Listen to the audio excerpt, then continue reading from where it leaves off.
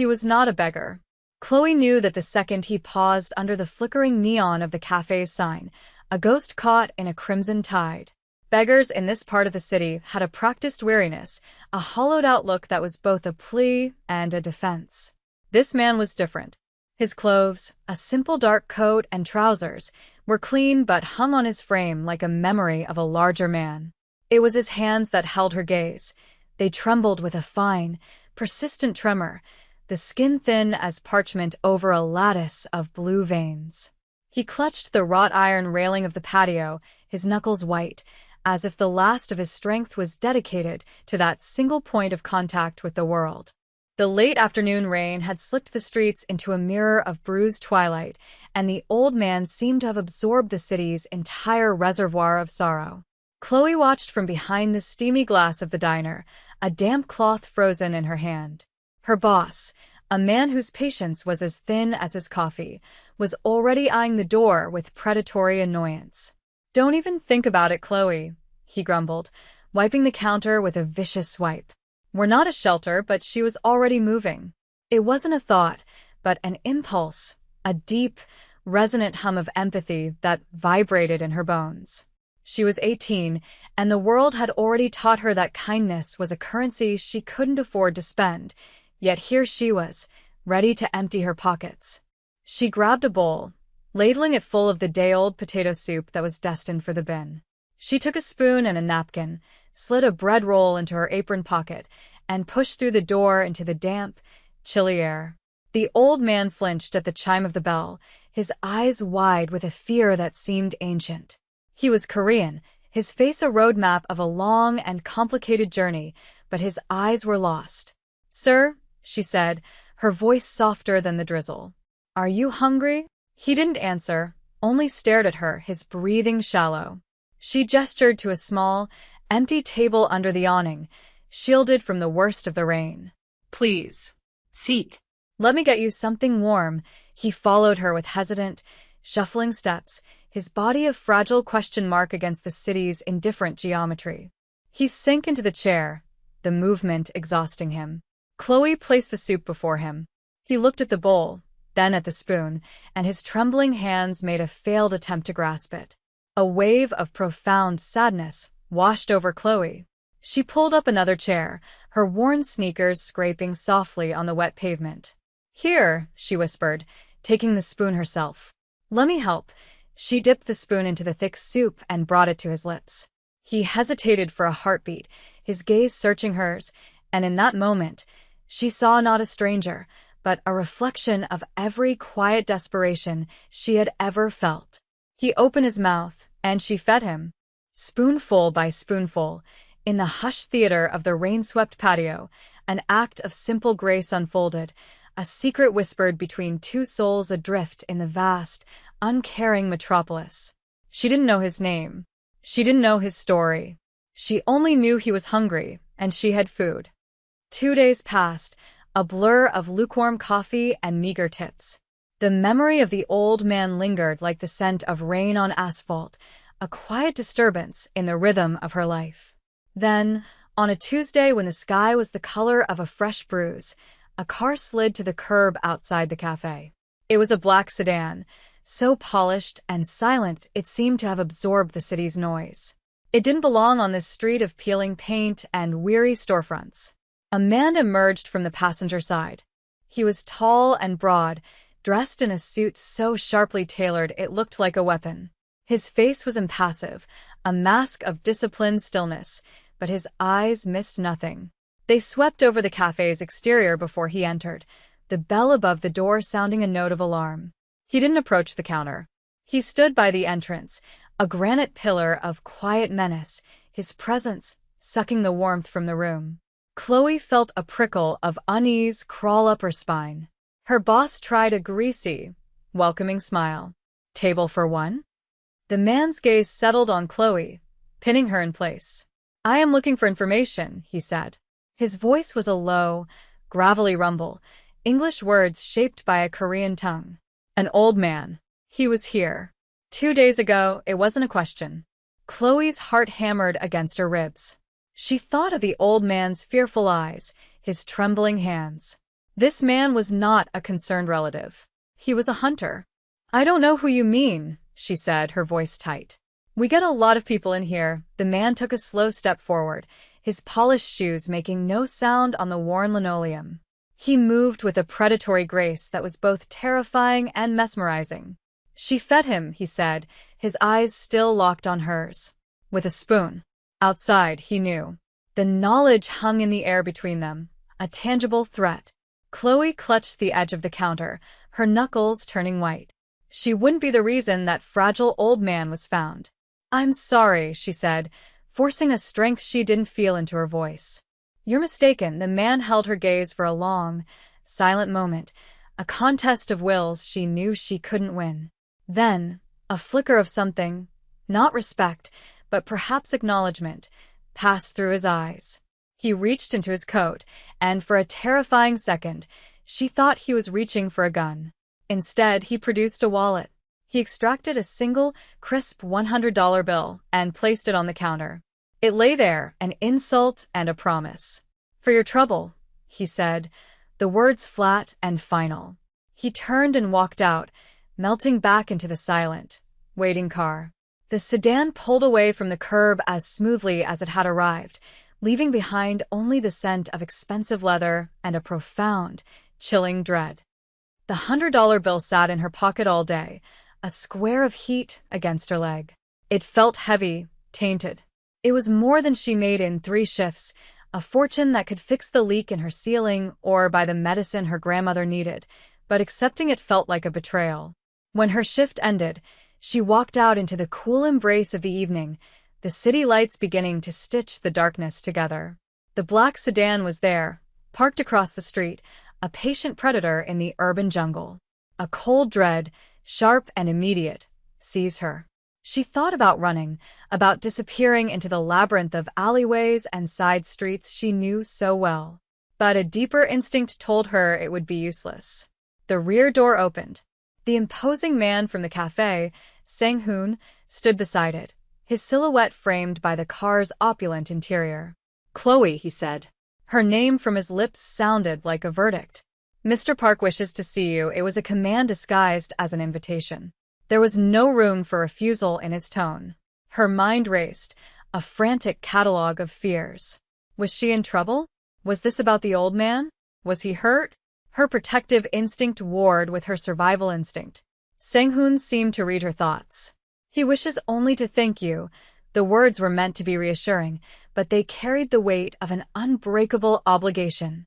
Swallowing the metallic taste of fear, she crossed the street. The simple act felt like crossing a border into another country, one with different rules and a language she didn't understand. She slid into the back of the car. The door closed with a solid, definitive thud, sealing her in. The interior was a world of soft leather and polished wood, silent and climate-controlled, a hermetic bubble moving through the gritty reality of her neighborhood. The city she knew, the symphony of sirens, shouting, and distant music, vanished, replaced by a low, powerful hum. They drove in silence, the city lights smearing into ribbons of neon and gold through the tinted windows. They moved from the familiar territory of cracked pavement and brick tenements into a realm of gleaming glass towers that scraped the belly of the night sky. Each block was a step further away from her life, from everything she was. The car descended into a private underground garage, the silence growing deeper, more profound. Sang-hoon led her to a private elevator, which ascended with a smooth, silent rush that made her stomach drop. She felt like she was rising to an execution or a coronation, and she couldn't tell which was more terrifying. The doors opened directly into a penthouse apartment. The view hit her first, a breathtaking, godlike panorama of the entire city, a sprawling galaxy of lights laid out at her feet. It was the world, seen from a place of impossible power. And in the center of it all, a man stood waiting for her. He turned from the floor-to-ceiling window as she entered, and the first thing she noticed was his stillness. Where Sang-hoon was a coiled spring of physical power, this man possessed a different kind of gravity. He was older, perhaps in his late 40s, with threads of silver at his temples and eyes that held a deep, weary intelligence.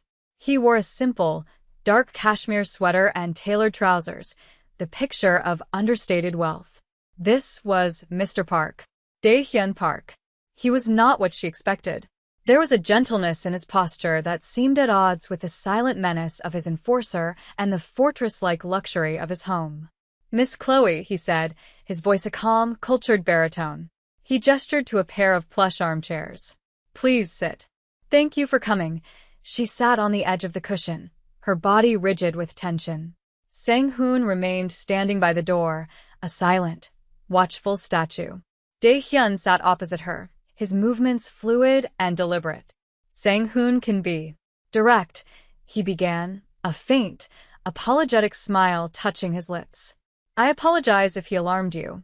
It was not my intention." Chloe found her voice, though it was little more than a whisper. "The old man. Is he all right?" A flicker of genuine warmth entered Dae-hyun's eyes. "He is. He is my father, Min-jun. He has a condition that sometimes makes him wander. He gets lost in the past. We have caregivers, but he is clever." He slipped away. The simple, domestic explanation felt jarringly out of place in this environment of cold power. "Your kindness to him," Dae-hyun continued, his gaze intense, "in a city that so often shows none. It was a remarkable thing.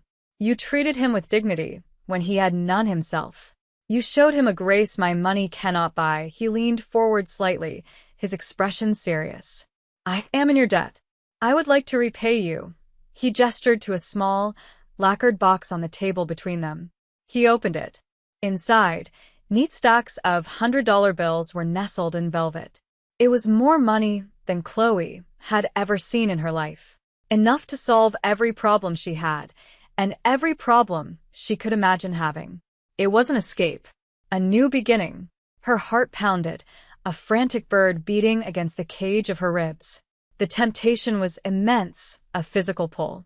But as she looked at the money, she saw the old man's face, his lost and trusting eyes. She thought of the simple warmth of the soup, the quiet connection they had shared. That moment had been clean, pure. This money felt like a transaction, a way to sterilize the memory, to file it away as a debt paid. "No," she said, the words soft but firm. Her own voice surprised her. "Thank you, but I can't take that." Dae-hyun's eyebrows rose in genuine surprise. Sang-hoon shifted his weight by the door, a minute adjustment that betrayed his own shock. "Why?" Dae-hyun asked, his voice laced with curiosity. Chloe looked at him directly, her fear momentarily forgotten, replaced by a simple, unshakable conviction. "I didn't do it for money. He was hungry. That's all." A long silence stretched between them, filled only by the distant, muted hum of the city below. Dae-hyun studied her, his gaze analytical, as if he were trying to solve a complex puzzle. He had built an empire on the predictable levers of human behavior: greed, fear, ambition. Her refusal, her simple, unadorned sincerity, was an anomaly he could not easily categorize.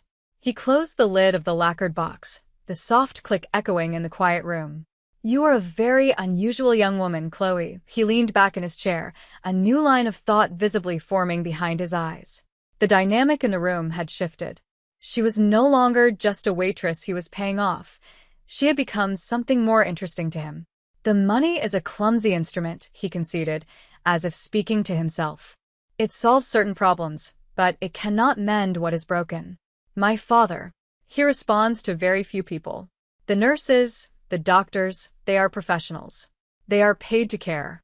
But you offered him something else." He paused, his gaze drifting towards the window, towards the sprawling city that was his kingdom. "He has been asking for the kind girl with the warm soup." The words struck Chloe with unexpected force, a small, perfect arrow of warmth in the cold, intimidating space. The old man remember her. Dae-hyun turned his attention back to her, his expression now one of focused purpose. "I would like to make you a different kind of offer. Not a reward, but a proposition. A job." Chloe waited, her breath held tight in her chest. "I want you to be a companion for my father," he said. "A few hours a day, perhaps 4 or 5 times a week. You would talk to him, read to him, perhaps share a meal." You would simply be there. Your presence calms him. The offer was a lifeline thrown into the turbulent waters of her life. It meant escaping the cafe, her leering boss, the constant, grinding anxiety of poverty. But it also meant stepping deeper into this world, a world of silent cars, intimidating men, and secrets that felt as vast and dangerous as the city itself. The position would, of course, be well compensated, Dae-hyun added, naming a weekly salary that made her gasp. It was an absurd, life-altering amount of money. It was too much. Why me?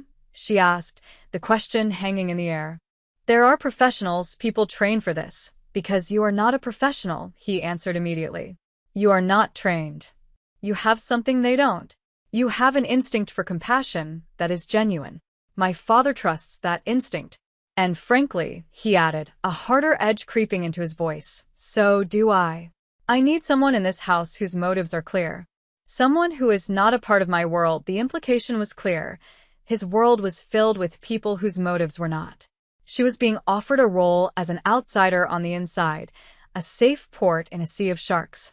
The fear was still there, a cold knot in her stomach, but beneath it, a different feeling was stirring, a sense of possibility, a chance to do something that mattered, and to save herself in the process.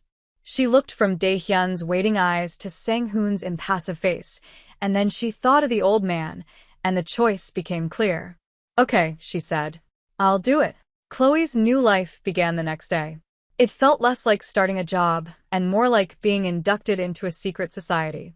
Sang-hoon would pick her up in a silent black car, and the daily journey from her world to theirs became a ritual of decompression and transformation.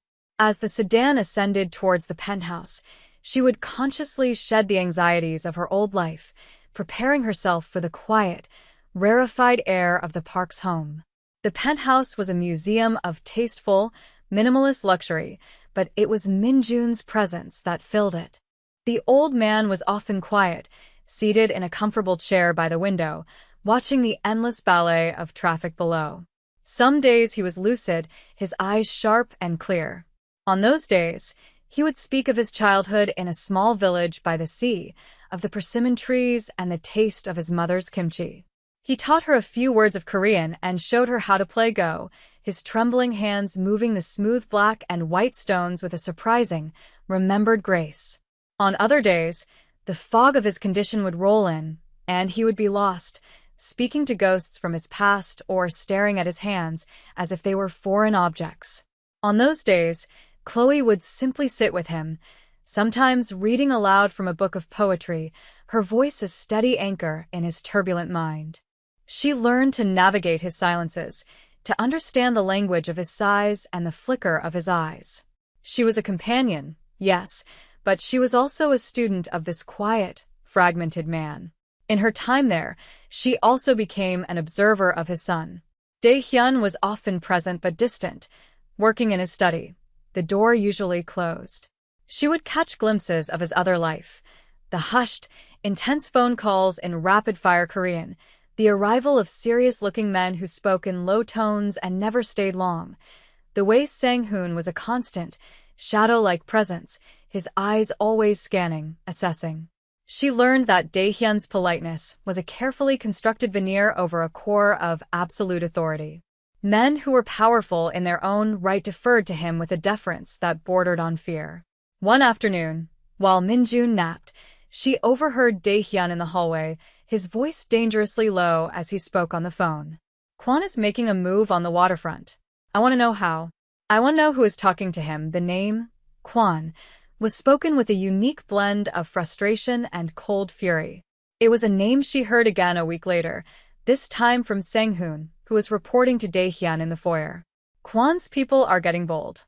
They approached one of our distributors. Dae-hyun's only response was a quiet, handle it. The next day, there was a small article buried in the back of the business section about a sudden, unexplained restructuring at a major shipping terminal. Chloe connected the dots. This wasn't just a family business. It was an empire, and it was at war. She was living in the calm, quiet eye of a storm, a privileged guest in a king's court, and she was beginning to understand that the price of this peace was a violence she could only guess at. One rainy afternoon, Chloe was helping Minjun sort through a box of old keepsakes, a task he'd requested in a rare moment of focused nostalgia. The box smelled of cedar and thyme. Inside were medals, faded letters, and stacks of photographs bound with twine. As she untied one of the bundles, a loose picture slid out and fell to the floor, landing face up. She picked it up. It was a black-and-white photo of three young men, their arms slung around each other's shoulders, laughing under a blossoming cherry tree. One was a much younger, beaming Minjun. Another was a teenage Daehyun, his face still unlined by the burdens of power, but with the same intense eyes. The third man was handsome and sharp-featured, his smile wide and confident. They looked like a family, a father, a son, and a favored uncle or older brother. She held it out to Minjun. "Who is this?" she asked gently, pointing to the third man. Minjun took the photograph, his trembling fingers tracing the stranger's face. The fog in his eyes seemed to part for a moment, replaced by a flash of startling, painful clarity. His expression darkened, the memory twisting his features into a mask of grief and betrayal. "Kwon," he whispered, the name a ragged exhalation. He looked at Chloe, his eyes pleading, as if he needed her to understand the weight of this history. "He broke the promise," he said, his voice cracking. "The Brotherhood. He broke it for nothing." Before she could ask more, the light in his eyes faded, and he retreated back into the mists of his confusion, looking at the photograph as if he'd never seen it before. Later that evening, as she was preparing to leave, Daehyun came out of his study. He saw the photograph, which she had left on the side table. He froze. The polite mask fell away, and for a second, she saw the raw, unguarded pain on his face. He picked up the picture, his thumb brushing over Kwon's smiling image. "My father showed you this?" he asked, his voice tight. Chloe nodded. He said, Kwon broke a promise." Daehyun stared at the photograph for a long moment, the silence in the room growing heavy. He seemed to be making a decision. He finally looked at her, his eyes dark with a history she was only now beginning to comprehend. "Kwon was my father's sworn brother," he said, his voice low and devoid of emotion. "They built this organization together, from nothing. They took different paths. My father believed in rules, in a code. Kwon came to believe only in profit. He wanted to move into businesses my father refused, drugs, human trafficking.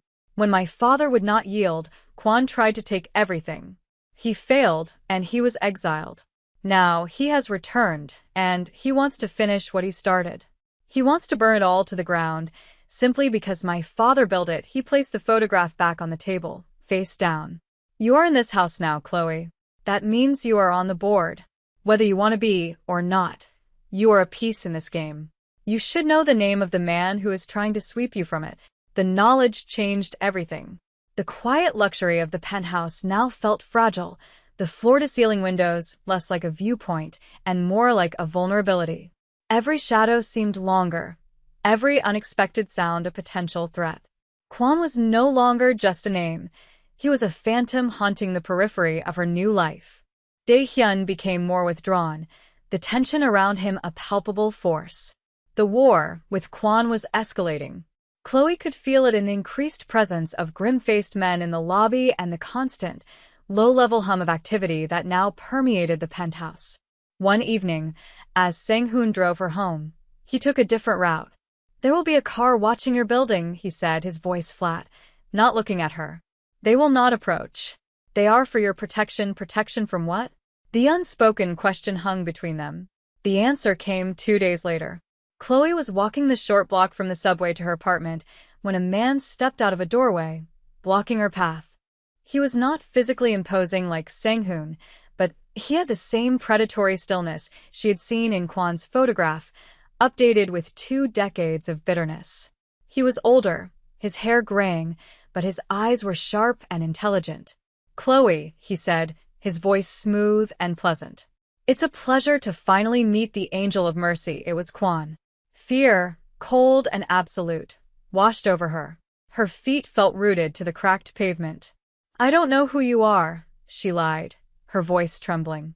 He smiled, a thin, Humorless expression. Oh, I think you do. Dae-hyun keeps you so close. A pet. A project. A weakness. He took a step closer, invading her space. He thinks his father's old ways can survive in this new world. Honor. Loyalty. He fills his fortress with them. But he leaves the gate open. You are the open gate. Little bird, his words were calm, almost conversational, but they were laced with deadly intent. He was using her, probing Dae-hyun's defenses. Before she could react, a car screeched around the corner. Sang-hoon was out before it stopped moving, a dark, furious blur of motion. Kwon didn't flinch. He simply gave Chloe another thin smile. Tell Dae-hyun that sentiment is a luxury he can no longer afford, he said, then turned and vanished into the labyrinth of the city as quickly as he had appeared. The confrontation came to a head a week later. Not in an alley, but in the sterile, neutral territory of a high-end restaurant, closed to the public. Dae-hyun had arranged a meeting. Sang-hoon had insisted Chloe stay in the penthouse, but Dae-hyun had overruled him. She's a part of this now, he'd said. Kwon made her a part. She will see it end. She sat at a small, separate table, a silent witness. Dae-hyun and Kwon sat opposite each other, the space between them charged with decades of shared history and betrayal. This ends tonight, Kwon, Dae-hyun said, his voice calm. Kwon laughed. It does. But not for me. You've grown soft, Dae-hyun. Hiding in your tower with your broken father and your charity case, he nodded towards Chloe. She is the proof. Your father's sentimentality, his fatal flaw, lives on in you. You care what she thinks. That is why you will lose, Dae-hyun's jaw tightened. Chloe watched them, her heart pounding. Kwon was goading him, trying to provoke him into a rash action. But then she looked at Kwon, truly looked at him, and saw past the confident facade. She saw the ghost of the young man in the photograph. She remembered Min-jun's words. He broke it for nothing, and in a moment of terrifying clarity, she understood. It wasn't about business. It wasn't about power. It was about the broken brotherhood. She stood up. Both men turned to look at her, surprised. He misses you, she said, her voice clear and steady, directed at Kwon.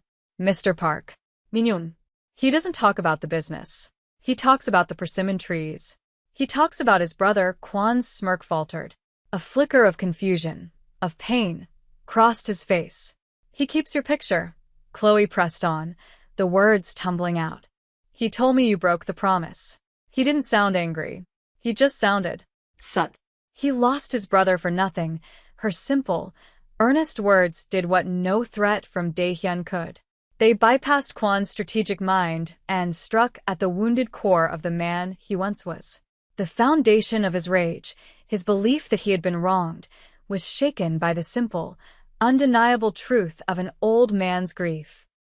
Kwon stared at Chloe, his composure shattered. For a fleeting moment, the calculating rival was gone, replaced by the young man in the photograph, caught in the headlights of a past he could not outrun. Her words hadn't been a strategy. They were the truth, and their emotional honesty was a weapon he had no defense against. He had built his entire campaign of revenge on the narrative that Min-jun and Dae-hyun had betrayed him, had cast him out for their own ambition. Chloe's revelation, that the old man's primary memory of him was one of fraternal loss, not business rivalry, undermined the very premise of his war. Dae-hyun saw the opening, the crack in Kwon's armor. He didn't press the attack with threats or violence. He leaned forward, his voice low and devoid of triumph. It was never about the money, was it, Kwon? It was about his approval. And you threw away the one thing he ever wanted from you. Your loyalty. Kwon looked from Dae-hyun's steady gaze to Chloe's compassionate one, and something inside him seemed to collapse. The fight went out of his eyes, replaced by a vast, echoing emptiness. He had waged a war for decades, fueled by a grievance that, he was just now realizing, was largely of his own making. He had become the villain in his own story. He pushed his chair back, the legs scraping harshly against the polished floor. He stood, no longer a formidable rival, but just an old, tired man.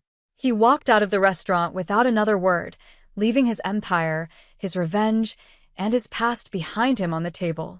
The silence he left was heavier than the tension that had preceded it. Sang-hoon, who had been watching from the shadows, stepped forward, his expression a mixture of awe and disbelief. He looked at Chloe, and for the first time, she saw clear and undisguised respect in his eyes. He gave her a short, formal bow.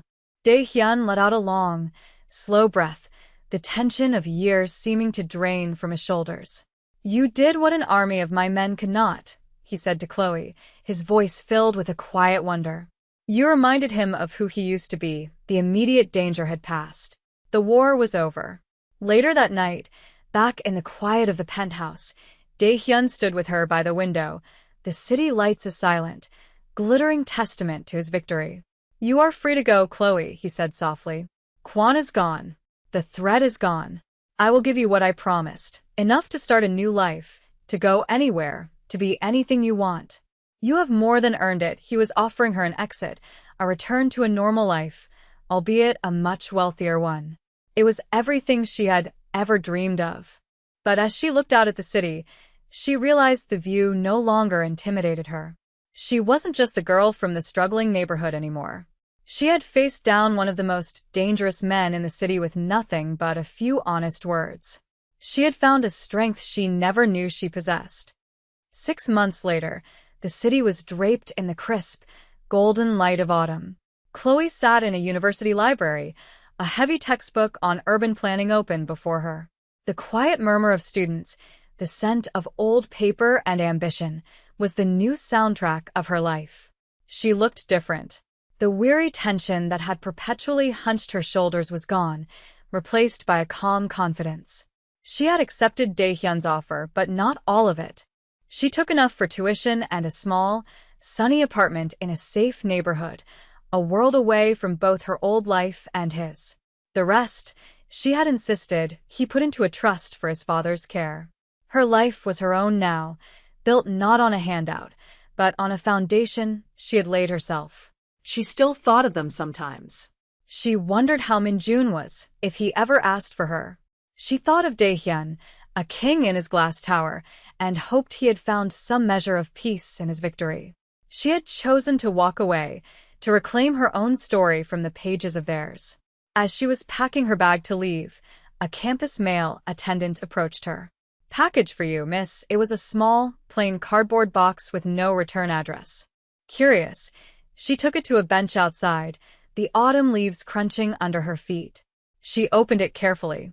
Inside, nestled in a bed of tissue paper, was a small, exquisitely carved wooden bird. It was a sparrow, its head cocked with a curious, lifelike energy. The detail was remarkable, each tiny feather etched with painstaking care. She knew instantly who had carved it. She remembered Min-jun sitting by the window for hours with a small block of basswood and a whittling knife, his trembling hands growing steady and sure as he worked, coaxing life from the inanimate object. It was the only thing his mind never lost. There was a small, folded card at the bottom of the box. She opened it. There were no words of thanks, no grand pronouncements. Just a single, perfectly rendered character in black ink, written with a confident, calligraphic hand. She didn't know much Korean, but she remembered this character. Min-jun had taught it to her during one of their lessons. It meant family. A tear slid down her cheek, a drop of warmth in the cool autumn air. It wasn't a tear of sadness, but of gratitude. It was an acknowledgement, a quiet thread of connection that stretched across the city, from a penthouse in the sky to a girl on a campus bench. It was a promise that even in the vast, anonymous sprawl of the city, acts of kindness mattered. They echoed. They endured. Chloe closed her hand around the small wooden bird, its polished surface smooth and warm against her palm. She looked up at the endless sky, the setting sun painting the clouds in shades of orange and rose. The city wasn't a monster to be feared anymore. It was just a place, full of broken and beautiful things, and she had found her own place within it, not as a victim of its currents, but as a quiet architect of her own hopeful future.